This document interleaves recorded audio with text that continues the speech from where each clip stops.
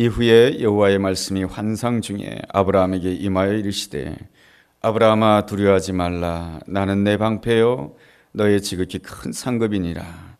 아브라함이 이르되 주 여호와여 무엇을 내게 주시려 하나이까. 나는 자식이 없사오니 나의 상속자는 이 다메섹 사람 엘리에셀이니이다. 아브라함이 또 이르되 주께서 내게 씨를 주지 아니하셨으니 내 집에서 길린 자가 내 상속자가 될 것이니이다.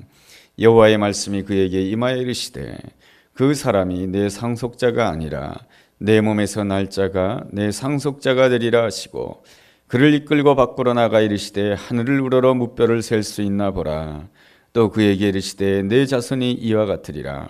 아브라함이 여호와를 믿으니 여호와께서 이를 그의 의로 여기시고 또 그에게 이르시되 나는 이 땅을 내게 주어 소유를 삼게 하려고 너를 갈대아인의 우르에서 이끌어낸 여호와니라. 아멘. 우리가 사노라면 일이 잘 풀릴 때도 있고 일이 잘 풀리지 않을 때도 있습니다. 일이 잘 풀리지 않는다면 우리 하나님의 사람은 어떻게 하겠습니까? 하나님 앞에 나아가서 기도하지 않겠습니까? 진정한 하나님의 사람이라고 한다면 일이 풀리지 않을 때에 이러한 태도를 가질 수 있어야 될 것입니다. 힘들고 어렵지만 여기에도 하나님의 소중한 뜻이 있는 줄로 믿습니다. 내가 힘들다 할지라도 하나님의 뜻에 온전히 순종하기를 원합니다. 이렇게 기도할 수 있다라고 한다면 그 사람은 정말로 믿음이 좋은 사람이고 하나님이 기뻐하는 사람이다 라고 할 수 있을 것입니다. 그렇지만 우리는 일이 잘 풀리지 않을 때에 내 생각을 내려놓을 수가 없고 내 계획을 내려놓을 수가 없고 내 목표를 내려놓을 수가 없기 때문에 하나님 앞에 가서 막 떼를 쓰는 것이죠. 하나님 앞에 떼를 쓰면서 기도하는 것도 좋은 일입니다. 우리가 하나님 앞에 나가서 떼를 쓰면서 기도한다 할지라도 하나님께서는 외면하시는 그런 하나님이 아니십니다. 왜냐하면 우리가 섬기는 하나님은 우리의 아버지이시기 때문에 그렇습니다. 우리가 섬기는 아버지의 아름다운 점이라고 하는 것은 무엇이냐면 우리에 대해서 항상 져주신다라고 하는 것입니다. 우리의 생활과 우리의 태도와 우리의 신앙생활이 못마땅하다 할지라도 하나님 아버지께서는 우리에 대해서 져주시고 또 져주십니다. 그러기에 우리가 지금 하나님을 섬기고 있는 것이고 하나님이 우리에 대해서 늘 져주셨기에 우리가 하나님의 아들, 하나님의 딸이 되는 놀라운 은혜를 누리신 줄로 믿습니다. 그렇다라고 한다면 우리 또한 우리의 삶 속에서 바로 내 옆에 있는 사람에게 져줄 줄 알아야 되는 것입니다. 내 아내한테는 꼭 이기려고 하는 사람, 내 남편에는 꼭 이기려고 하는 사람, 참 답답한 사람인 것입니다. 세상 모든 사람들한테 이기려고 해도 바로 내 옆에 있는 사람에게는 져줄 줄 알아야 되는 것입니다. 하나님께서 나로 하여금 함께 살라고 하는 바로 내 옆에 있는 사람, 아내에게 져줄 줄 알고 남편에게 져줄 줄 알아야 됩니다. 내가 좀 져줘야 되겠다 그렇게 생각하는 그 순간 그 사람은 아주 부드러운 사람이 되고 내가 져줘야 되겠다라고 하는 그 순간부터 하나님께서 더 큰 은혜와 축복으로 함께 해줄 줄로 믿습니다. 왜냐하면 우리가 섬기는 하나님 아버지는 져주시는 하나님이시기 때문에 그렇습니다. 탕자의 비유를 본다라고 한다면 탕자가 아버지에게 유산을 요구합니다. 아버지가 세상을 떠나지도 않았는데도 유산을 달라고 막 떼를 씁니다. 참 아버지 입장에서는 참 어렵습니다. 안 주자니 삐질 것 같고 안 주자니 잘못될 것 같고 그래서 아들에게 유산을 줍니다. 왜 그렇습니까? 아버지는 늘 아들에게 져주는 것이죠. 아들이 막 떼를 써가지고 유산을 받아서 자기가 가고 싶은 대로 갔습니다. 그러면 그 아들이 행복하겠습니까? 그 아들이 성공적인 삶을 살겠습니까? 그렇지 않습니다. 그 아들은 모든 것을 다 잃어버리게 되고 결국에는 돼지지엽 열매나 먹는 참으로 못나고 비참한 신세가 됩니다. 그때서야 비로소 이 아들은 두 손을 들고 아버지 곁으로 오게 되는 것이죠. 세상 아버지, 보통 아버지라고 한다면 나에게는 너 같은 아들이 없다, 벌써 너를 내 호적에서 파놨다, 이렇게 말을 할 수가 있겠지만은 우리가 섬기는 하나님 아버지는 언제나 져주시는 아버지이기에 그 못난 아들에 대해서도 또 용납해주고 또 받아주고 그 아들에게 손가락질에 반지를 끼워주고 그 아들을 위해서 잔치해주는 그러한 아버지가 바로 우리가 섬기는 하나님 아버지의 아름다운 모습인 줄로 믿습니다. 여러분, 아들이 아버지에게 돌아와서 이렇게 말한다면 어떻습니까? 아버지, 지난날 내가 유산을 달라고 할 때에 왜 나에게 유산을 주셨어요? 제가 나가서 잘 못한다는 것을 아셨다라고 한다면 아버지는 나에게 그때 유산을 주면 안 되는 거죠. 내가 아무리 유산을 달라고 한다 할지라도 아버지는 절대로 유산을 줘서는 안 되는 것이며, 내가 집을 나간다라고 한다면 내 다리 몽둥이를 부러뜨린다 할지라도 나를 못 나가게 해야 되는 것이 아버지의 도리 아닙니까? 이렇게 말한다라고 한다면 어떻습니까? 참 그 아들은 진짜 못된 아들인 것이죠. 불순종의 아들 아니겠습니까?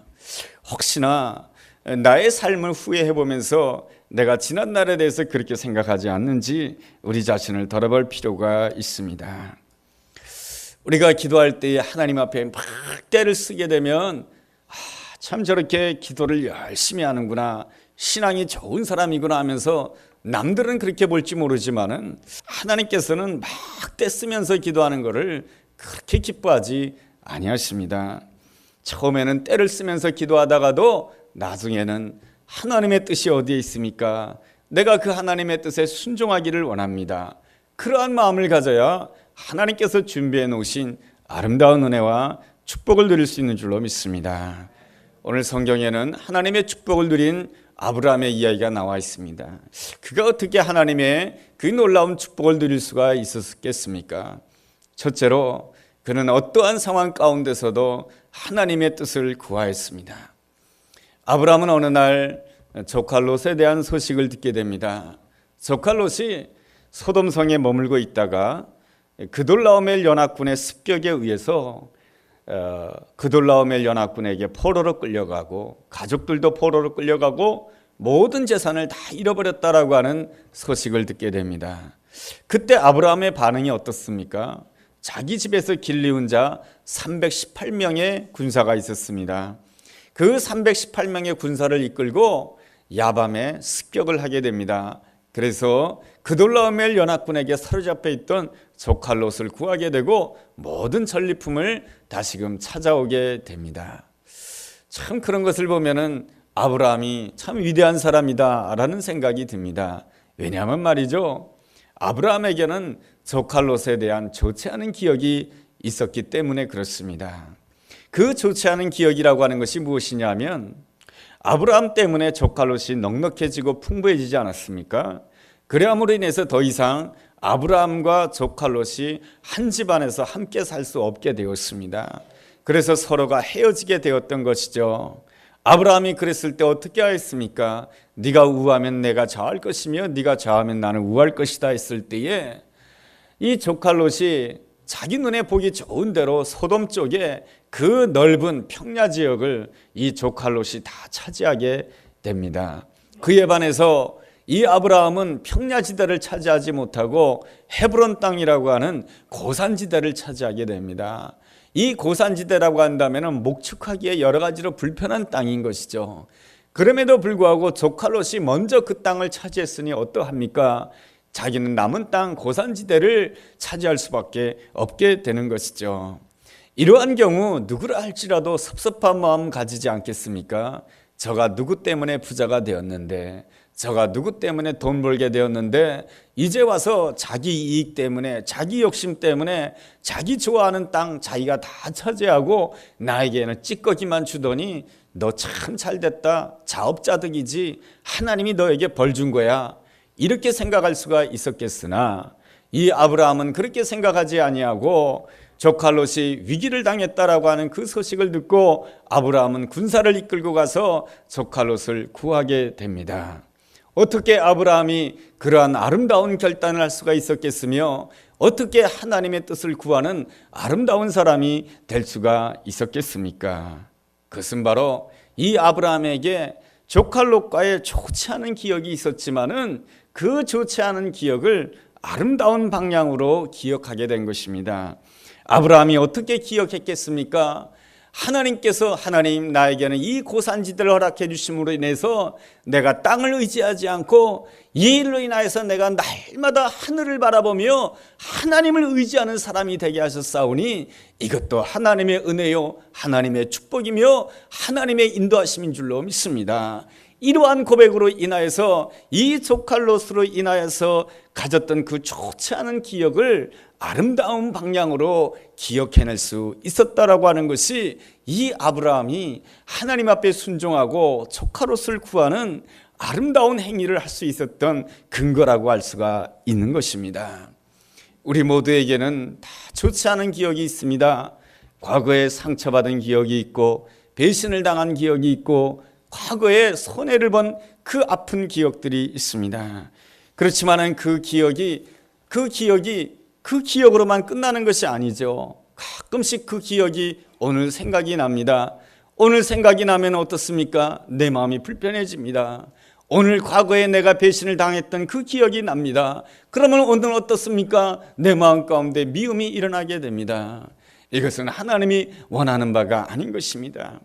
우리 삶 가운데 과거의 슬픈 기억, 아픈 기억, 눈물의 기억이 있다 할지라도 하나님께서 우리에게 원하시는 것은 그 지난날의 기억을 잘 아름다운 방향으로 기억하도록 하는 사람이 정말로 하나님의 사람이며, 그리고 그 지난날의 그 아픈 기억을 아름다운 방향으로 기억하면서 오늘을 기쁘게 살아가는 사람이, 오늘을 감사하면서 살아가는 사람이 진실로 하나님의 사람이고 하나님이 예비해 놓으신 더 큰 은혜와 더 큰 축복을 누릴 수 있는 줄로 믿습니다. 그러한 아름다운 복을 누린 사람이 누구이겠습니까? 요셉이라고 하는 사람 아니겠습니까? 참 형제들이 자기를 팔므로 인하여서 지난날의 기억은 배신의 기억이요, 슬픔의 기억이요, 상처의 기억이요, 눈물의 기억이었습니다. 그렇지만 형제들을 만나게 되었을 때 요셉이 이렇게 고백하지 않습니까? 당신들이 나를 팔았다라고 하는 것 때문에 근심하지 마십시오. 하나님께서는 우리 모두를 구원하기 주시기 위하여서 하나님께서 나를 이곳에 먼저 보내기 위한 것입니다 하면서 지난날에 아팠던 기억, 지난날에 상처받았던 기억, 그 지난날에 아팠던 기억을 꿈에서라도 생각하면 화가 나고 꿈에서라도 생각하면 벌떡 일어나서 잠이 오지 않는 그러한 슬픔의 기억이었고 아픔의 기억이었지만은 하나님의 큰 사랑을 기억함으로 인하여서 그 지난날의 그 슬픔의 기억을 망각함으로 인해서 오늘 하나님께서 주신 그 모든 세월들, 오늘 하나님께서 주신 그 시간들을 아름답게 선용하며 하나님께 영광 돌릴 수가 있었던 것입니다. 오늘 우리가 주일날 예배당에 나오는 이유가 무엇이겠습니까? 하나님의 아름다움을 기억하기 위한 것입니다. 주님의 십자가의 사랑을 기억하기 위한 것이며 예수 그리스도의 부활의 능력을 기억하기 위한 것인 줄로 믿습니다. 어떤 30대 남자 집사님이 계셨습니다. 이 남자 집사님은 야외에 놀러 가면 함께 가면 사진을 찍지 않습니까? 요즘에는 사진을 잘 찍지 않는데요. 왜냐하면 이 스마트폰이 나와서 워낙 사진기가 많아서 그런지 별로 사진을 찍지 않는데 얼마 전까지만 하더라도 사진을 많이 찍지 않았습니까? 이 사진을 찍는 사람이 꼭 말합니다. 아무개 집사님 좀 웃으라고 말이죠. 그 사진을 찍으면 좀 웃고 밝게 웃으면서 사진을 찍어야 되는데 그 사진을 찍을 때도 찡그린 얼굴, 흉한 얼굴, 안 좋은 얼굴 하니 사진을 찍는 사람이 그 좀 웃으라고 하면서 또 웃기기도 하고 말이죠. 그래야 겨우 웃습니다. 웃음이 전혀 없어요. 왜 그런가 했더니 그에게는 아픈 과거가 있었던 것입니다. 무슨 아픈 과거가 있었냐면 아버지와의 좋지 않은 과거가 있었던 것입니다. 늘 어린 시절부터 아버지와의 좋지 않은 과거가 있는 것이죠. 아버지로부터 매를 많이 맞았던 기억, 그리고 아버지와의 불편한 기억, 아버지와 대화하지 않는 그 기억, 이러한 기억으로 인하여서 이 집사님 마음에는 항상 그 아픈 기억이 마음 가운데 자리를 잡고 있다 보니까 오늘 웃지 못하고 오늘 기뻐하지 못하고 오늘 감사하지 못하고 오늘을 손해보고 있는 인생이 바로 그 집사님의 아픈 모습이었던 것입니다. 그러던 어느 날 주일날 하나님의 말씀을 봉독하게 되고 하나님의 말씀을 듣게 되는데 이 말씀을 들었다라고 합니다. 이사야서 53장 5절 말씀, 그가 찔림은 우리의 허물 때문이며 그가 상함은 우리의 죄악 때문이라. 그가 징계를 받음으로 우리가 평화를 누리고 그가 채찍에 맞음으로 우리가 나음을 받았도다. 주님께서 채찍에 맞음으로 내가 나음을 받았고 그분이 징계를 받음으로 내가 평화를 누리게 되었습니다. 이 세상에 어느 누구가 나를 위하여 채찍에 맞을 것이며 이 세상에 어느 누구가 나를 위하여 고난을 겪을 것인가? 예수 그리스도만이 나를 위하여 십자가를 지셨고 예수 그리스도만이 나를 위하여 그 고난을 겪으셨습니다. 그 사실을 기억하면서 주님, 내가 지난날의 그 아픔 때문에 내가 오늘 주님의 그 놀라운 사랑을 감격하게 되었습니다. 그렇게 고백하는 그 순간 지난날에 그 아팠던 기억, 슬펐던 기억, 그 분노의 기억들이 한순간에 눈 녹듯이 사라지게 되는 놀라운 역사를 체험하게 되었다라고 하는 것입니다.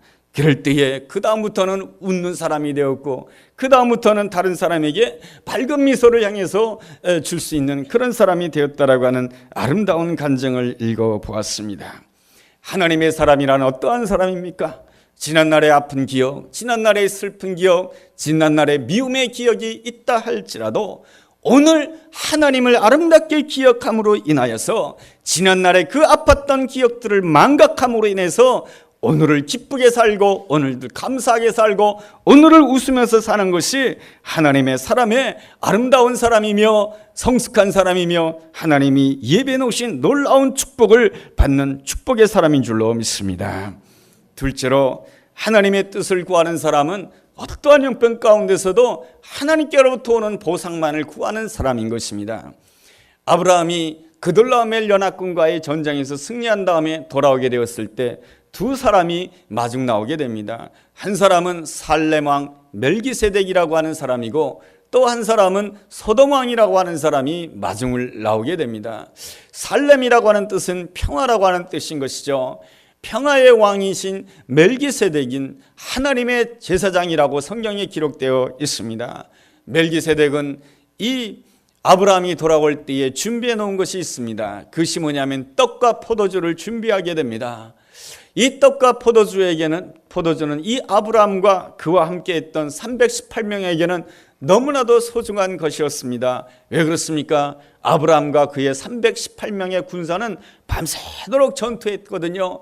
밤새도록 전투했기 때문에 허기졌고 지쳐 있었던 그들에게 이 멜기세덱 제사장은 그들에게 제일 먼저 떡과 포도주를 주었습니다. 이를 통해서 우리가 알 수 있는 것이 무엇입니까? 우리가 어떠한 형편 가운데 있다 할지라도 하나님의 뜻을 구하며 하나님 앞에 헌신한다라고 한다면 하나님께서는 반드시 우리에게 필요한 것을 채워주시는 그러한 하나님이시다라고 하는 것입니다.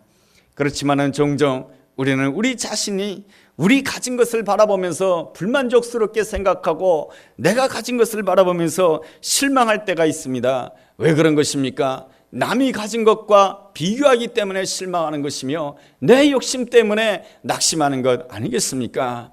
우리는 이 말씀을 기억하면서 늘 기억해야 되는 것입니다. 내가 오늘 이 순간에를 알지라도 오직 하나님의 뜻에 순종한다라고 한다면 하나님께서는 때마다 시마다 나에게 필요한 것을 반드시 채워주시는 좋으신 하나님이신 줄로 믿습니다.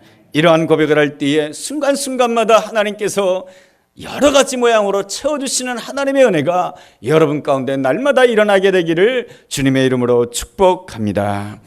또한 이 아브라함은 멜기세덱 제사장이 이 아브라함을 향해서 하나님을 찬양하라고 합니다. 오늘의 승리를 가지고 너를 자랑하지 말라라고 하는 것이죠. 오늘의 승리를 가지고 오직 하나님만을 찬양하며 하나님만을 자랑하라고 하는 것입니다. 너는 감추고 하나님만을 자랑하라고 하는 것이죠. 이것은 대단히 중요한 것입니다. 하나님께서 우리에게 물질을 주실 때에 내 모습을 감추고 하나님을 높일 수 있어야 되고, 하나님께서 나에게 지식을 주실 때에 나를 드러내는 것이 아니고 오직 하나님만을 찬양할 수 있을 때에 하나님께서는 계속해서 더 큰 은혜와 축복으로 함께 할 줄로 믿습니다. 이렇게 하나님을 찬양하는 이 아브라함에게 이 멜기세덱 제사장이 축복을 해주고 있습니다. 이 아브라함이 오늘을 승리했습니다. 그런데 멜기세덱 제사장이 축복해주고 있는 것이죠. 왜 축복해주고 있는 것입니까? 오늘 승리했다고 해서 우리가 행복할 수 있는 것이 아닙니다. 오늘 승리했다 할지라도 내일 승리해야 되는 것이죠. 우리는 날마다 하나님께로부터 축복의 사인을 받아야 될 줄로 믿습니다. 오늘 잘 된다고 해서, 오늘 건강하다고 해서 우리가 행복한 건 아니지요. 오늘 건강하다고 한다면 내일 건강해야 되는 것이고, 오늘 복받았다고 한다면 내일 또한 복받아야 되는 것 아니겠습니까? 내일이 밝을 때에 우리가 진실로 복받은 자라고 할 수 있지 않겠습니까? 그러므로 하나님께서는 끊임없이 우리를 축복해 주시고 원하시는 좋으신 하나님이신 줄로 믿습니다. 그러므로 우리는 하나님을 향하여서 날마다 사모해야 됩니다. 하나님, 나를 축복하여 주옵소서. 그랬을 때 하나님께서는 나의 미래를 책임져 주시는 그러한 하나님으로 역사해 줄 줄로 믿습니다. 이러한 하나님의 은혜를 받은 이 아브라함의 반응이 어떻습니까? 하나님 앞에 11조 예물을 드리게 됩니다.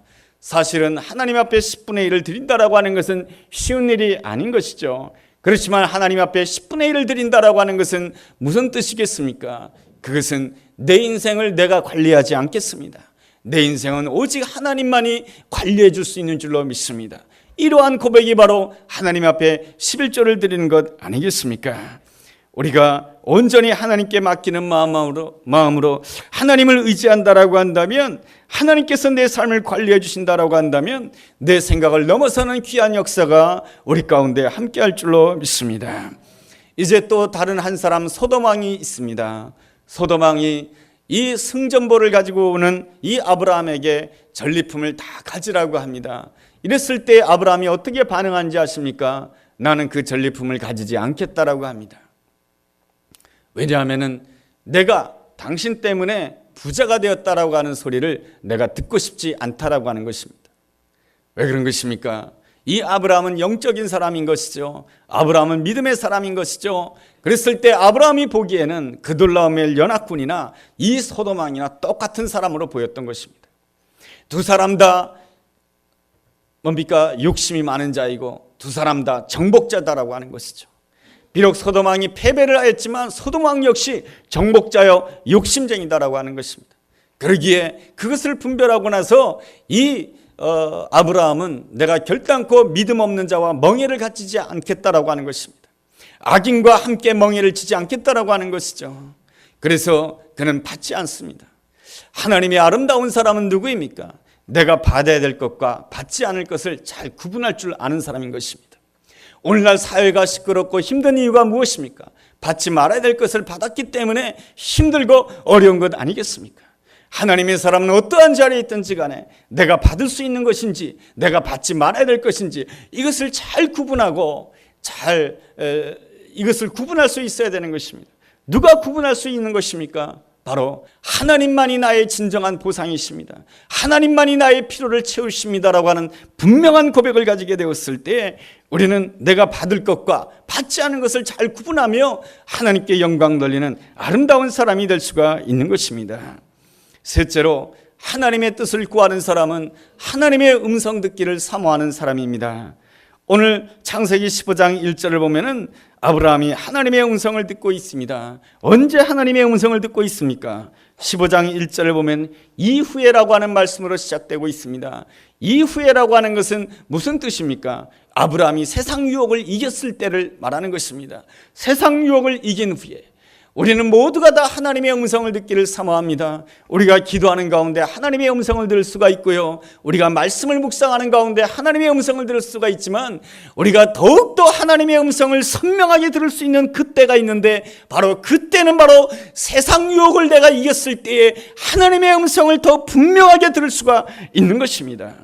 아브라함은 이 소돔 왕이 주는 그 유혹을 거절하고 났을 때 하나님의 놀라운 음성을 듣게 되는 것이죠. 하나님이 주시는 놀라운 음성이 무엇입니까? 하나님께서는 아브라함을 향해서 두려워하지 말라, 내가 너의 방패가 되어주겠다라고 말씀해주고 있습니다. 아브라함의 마음 가운데는 두려워하는 마음이 있었습니다. 왜 그렇습니까? 이 그돌라오멜 연합군과의 전쟁에서 승리하였지만은 사실은 이 아브라함이 승리할 수 있었던 것은 기습작전으로 승리한 것이거든요. 그러니 그돌라오멜 연합군이 전열을 정비해서 다시금 공격해 온다라고 한다면 숫자가 적은 아브라함은 패배할 수밖에 없는 것이죠.